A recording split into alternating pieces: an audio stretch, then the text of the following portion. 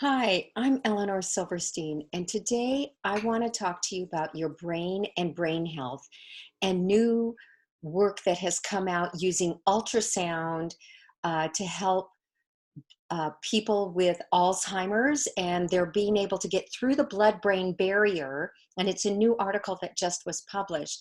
They're getting through the blood-brain barrier, and they're getting to the part of the brain called the hippocampus. The hippocampus is the area where our memories are made. But I want to share with you a picture because I want to have this conversation. So I want you to see this. Okay. So here is your brain. Here is the front of the brain. Here is the hind part of the brain. And right here, do you see in this area? So here's the brain stem. Here is the hippocampus. And this is the area where your memory is made. And this is the area that they're very cleverly going into that part of the brain using ultrasound, creating bubbles there, and then bringing the ultrasound waves into that. So to create a vibrational frequency. Now listen to me on this. It's creating a vibrational frequency in there, and they're able to remove the plaque that is built up in the hippocampus. But I want to talk to you about this area because if you look connected to the hippocampus, just above it on the anterior portion is the amygdala. And as a lot of people know, the amygdala has to do with fight and flight. It also is, some people use the words hijacking, and I don't like that because that's, well, as Moshe Feldenkrais say, that's almost like anthropomorphizing. And we don't want to do that in this case because every part of our body has a purpose. And the amygdala is for fight and flight. That's a good thing. It gets us out of town when there is something bad going on, right? The lion is coming after you and the bear is coming after you. It stops you from thinking about it too much and it gets you out of there. But it also is involved in making cortisol, which is really important. It's also involved in creating hormones that keep us vital and alive. So let's stay away from the hijacking. Let's know that amygdala does great work.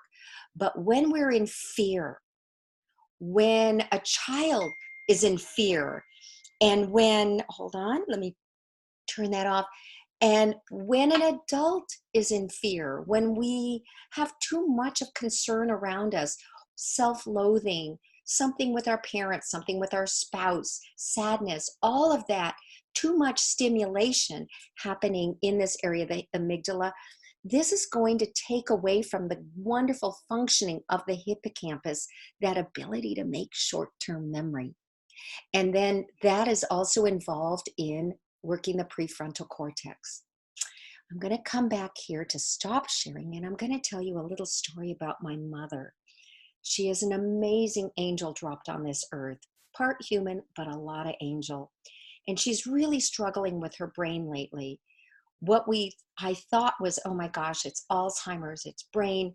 I know that she has heavy metals, but at 92, we can't remove those metals. It's lead exposure because there was no EPA when I was growing up. Lead was in the air. I have lead. I'm working at chelating it out, but at her age, she can't.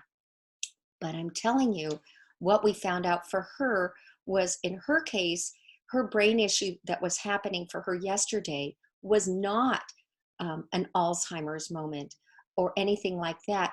Her blood pressure dropped. Her hemoglobin is low. She is anemic. There are other situations that's happening, and we're working to help take care of those situations. But for the rest of us, where that amygdala fires off too much, it doesn't allow the hippocampus to make short-term memory. And if that area, the hippocampus, isn't being used too much in the good way, does calcification tend to happen there? Does plaque tend to go there? Because isn't that an interesting thought? So what are the things that we can do if we can't get to these new techniques of ultrasound zapping into our brain? Is we can use T-touch heart hugs. Hold on, I'm going to take my heart hug and bring you down. And we can give ourselves these heart hugs that Linda Tellington-Jones has created.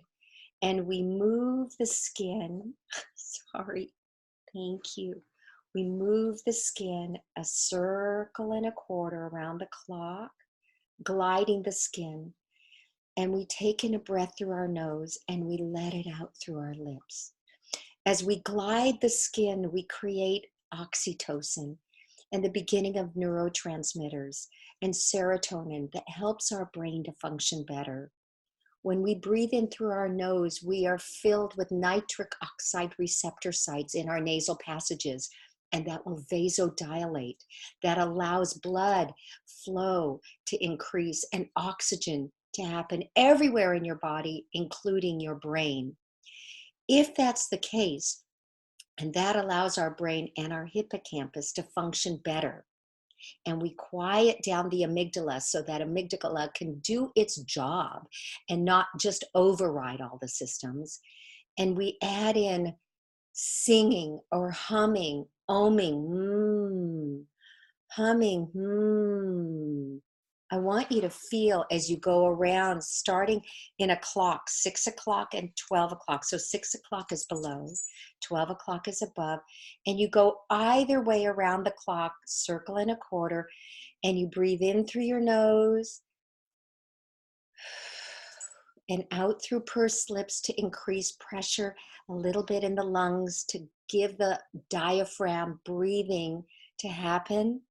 And we and you can feel the humming and the vibration, that natural vibration in your skull, so that you can create your own ultrasound, your own vibration around there. And you feel the vibration happen in your skull, and you give yourself goodness for the day. And that is a good life. It doesn't cost a penny. And maybe you quiet your amygdala down, and maybe you stimulate your hippocampus, and maybe now you can increase your short-term memory, and life can be better today. That's my blessing for you. And that's your science takeaway. Have a great day. Use this. And if you have any questions, post them here.